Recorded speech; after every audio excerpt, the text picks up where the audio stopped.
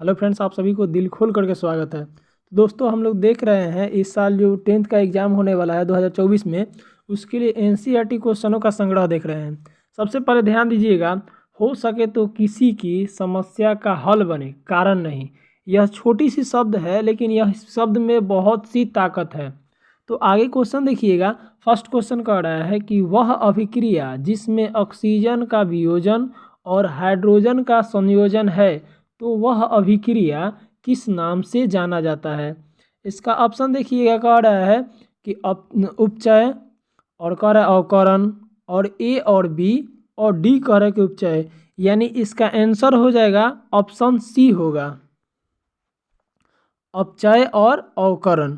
अगला क्वेश्चन देखिए, कह रहा है कि अम्ल वह पदार्थ है जो जल में घुल करके प्रोटॉन प्रदान करता है, तो उसे किस वैज्ञानिक ने कहा था। इसका आंसर होगा ऑप्शन सी, ब्रोस्टन तथा लॉरी। अगला क्वेश्चन देखिएगा, कह रहा है कि धातु ऑक्साइड की प्रकृति होती है, कैसी होती है। इसका आंसर होगा ऑप्शन ए, क्षारीय होता है। अगला क्वेश्चन देखिएगा, कह रहा है क्रियाशील समूह में एमीन का समूह कौन सा है। इसका आंसर होगा ऑप्शन ए।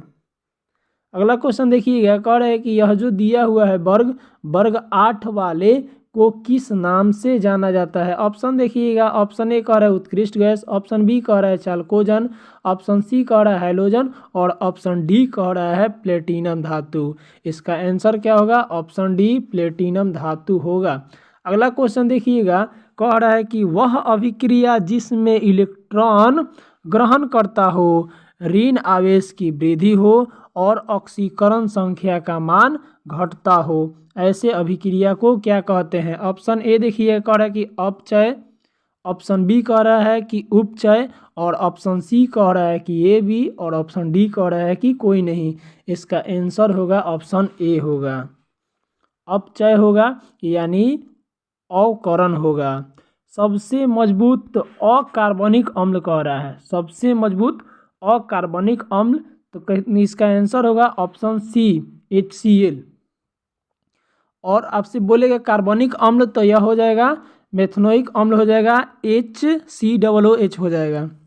अगला क्वेश्चन देखिए, कह रहा है कि अधातु ऑक्साइड प्रकृति में कैसा होता है, तो यह होता है अम्लीय। ध्यान दीजिएगा, यहाँ अ है तो यहाँ भी क्या है, अम्ल में भी अ है।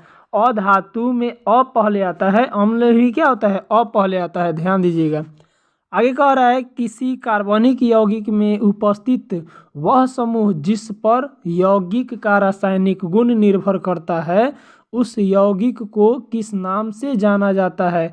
ऑप्शन ए देखिएगा, क्रियाशील समूह, ऑप्शन बी कह रहा है सक्रियता समूह, ऑप्शन सी कह रहा है मूलक समूह। इसका आंसर क्या होगा, ऑप्शन ए, क्रियाशील समूह होगा।